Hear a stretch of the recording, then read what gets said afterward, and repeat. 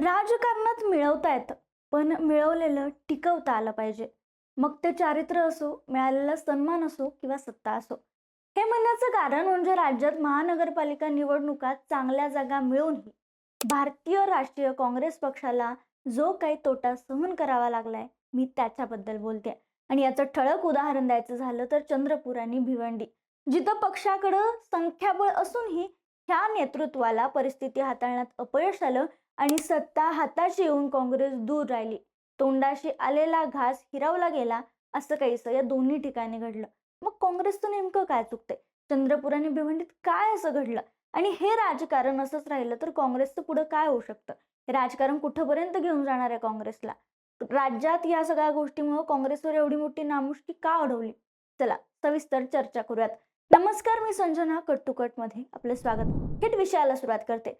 भिवंडीत काय झालं हे आधी समजून घेऊ, मग चंद्रपूरमध्ये काय झालं हे समजून घेऊ आणि मग यावर चर्चा करू. भिवंडी नगरपालिकेची निवडणूक शिवसेना शिंदे गट आणि भाजपनं एकत्र लढवली, तर राष्ट्रवादी काँग्रेस पार्टी आणि इतर घटक पक्ष स्वतंत्र लढले. शिवसेना ठाकरे गट आणि मनसेची इथं युती झाली होती. निवडणुका पार पडल्यानंतर निकाल आश्चर्यकारक होता. इथं काँग्रेसला 30 जागा मिळाल्या, भाजपला 22, राष्ट्रवादी काँग्रेस शरद पवार गटाला 12, शिवसेना शिंदे गटाला 12, समाजवादी पक्षाला 6, कोणार्क विकास आघाडी 5, भिवंडी विकास आघाडी 3 आणि अपक्ष 1. खरं तर कोणाचा महापौर होणार यावरून 22 तारखेपर्यंत जी शेवटची तारीख होती महापौर निवडण्याची, तोपर्यंत समजत नव्हतं की इथं कोणाचा महापौर होणार. अशात काँग्रेस, समाजवादी पार्टी आणि शरद पवारांची राष्ट्रवादी काँग्रेस यांनी एकत्र येत काँग्रेस फ्रंटची स्थापना केली होती. आता झालं असं की महायुतीकडून सुरुवातीला महापौर म्हणून भाजपचे नारायण चौधरी यांचं नाव अधिकृतरित्या घोषित केलं. त्यांनी उमेदवारी अर्जही भरला. मात्र अचानकच एक मोठा ट्विस्ट आला. भाजपमधील एका गटाला नारायण चौधरी यांचं महापौर होणं पसंत नव्हतं आणि अचानक महापौर पदाचा उमेदवारच बदलण्यात आला. मग काय, नाराज झालेल्या नारायण चौधरी यांनी आपली नाराजी बोलून दाखवत काँग्रेस फ्रंट आघाडीला पाठिंबा घेण्याचं, त्यांचा पाठिंबा मिळवण्याचं ठरवलं. आता नारायण चौधरींनी अशी भूमिका घेतल्यामुळे त्यांच्यासोबतचा एक जो गट भाजपमध्ये होता तो देखील त्यांच्यासोबत सामील झाला. तसेच त्यातील 9 नगरसेवकांनी देखील काँग्रेसला पाठिंबा दिला.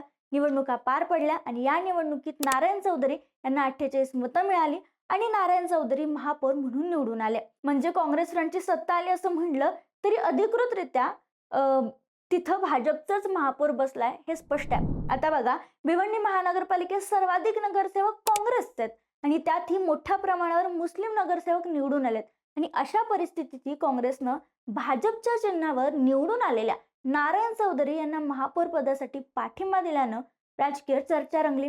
काही ठिकाणी तर यामुळे मुस्लिम समाजात चुकीचा संदेश गेल्याचं जाणकार सांगतात. दरम्यान आता आघाडीच्या राजकारणातून भाजपला जरी काँग्रेसनं धक्का दिला असला, चंद्रपूरचा वचपा भिवंडीत काढला असला, तरी महत्वाची बाब म्हणजे भाजपच्या चिन्हावर निवडून आलेले नारायण चौधरी यांच्यावर भाजप पक्षाकडून अद्याप कोणतीही अधिकृत कारवाई झालेली नाहीये. त्यामुळे तांत्रिकदृष्ट्या अजूनही ते भाजपचेच नगरसेवक मानले जातात. भिवंडीत यापूर्वी अशा प्रकारची राजकीय उलटापालट झाली होती. त्यामुळे 2दा काँग्रेसला मत देऊनही जर काँग्रेसला महापौर पद मिळत नसेल तर आम्ही मत का द्यावं अशी भावना नागरिक व्यक्त करत आहेत. त्यामुळे सध्या स्थानिक पातळीवर अशी चिन्ह दिसल्यामुळे भिवंडीतील नागरिक कुठेतरी काँग्रेसवर नाराज आहेत, ज्याचा परिणाम नक्कीच भविष्यातील निवडणुकीवर काँग्रेससाठी भाग पडू शकतो किंवा त्याचा परिणाम होऊ शकतो. आता येऊयात चंद्रपूरमध्ये. चंद्रपूरमध्ये काय झालं तर दोघांचं भांडण तिसऱ्याचा लाभ असं म्हणतात ना, तसंच काहीसं चंद्रपूरमध्ये घडलं. चंद्रपूर महापालिकेतून एकूण 66 जागा. या निवडणुकीत भाजप आणि शिवसेना शिंदे गटाची युती होती. राष्ट्रवादी अजित पवार गट स्वतंत्र लढला. शिवसेना ठाकरे गट आणि वंचित बहुजन आघाडीची आघाडी होती, तर काँग्रेस आणि मनसे स्वतंत्र मैदानात होते. चंद्रपूरचा निकाल पाहिला तर काँग्रेसनं इथंही चांगल्या जागा मिळवल्या बरं का. म्हणजे काँग्रेसनं 27 जागांवर विजय मिळवला. भाजपला 23 जागांवर थांबावं लागलं, जे मागच्या तुलनेत म्हणजे मागे झालेल्या निवडणुकीच्या अंदाजानं कमी होतं, कारण 13 जागा भाजपच्या कमी झाल्या होत्या. उद्धव ठाकरे गट आणि वंचित बहुजन आघाडीने 8 जागा जिंकल्या. काँग्रेसचे मित्रपक्ष जनविकास सेनेनं शेकापनं 3 जागांवर विजय मिळवला. त्यामुळे काँग्रेसची जी एकूण संख्या होती ती 33 वर पोहोचली. पण महापौर बसवण्यासाठी इथं 33चा आकडा गाठणं गरजेचं होतं आणि इथंच उद्धव ठाकरे यांची शिवसेना निर्णायक ठरणार होती. दरम्यान चंद्रपूर म्हणलं की विजय वडेट्टीवार विरुद्ध खासदार प्रतिभा धानोरकर यांचा गट, हा वाद अवघ्या महाराष्ट्राला आता माहीत झालाय.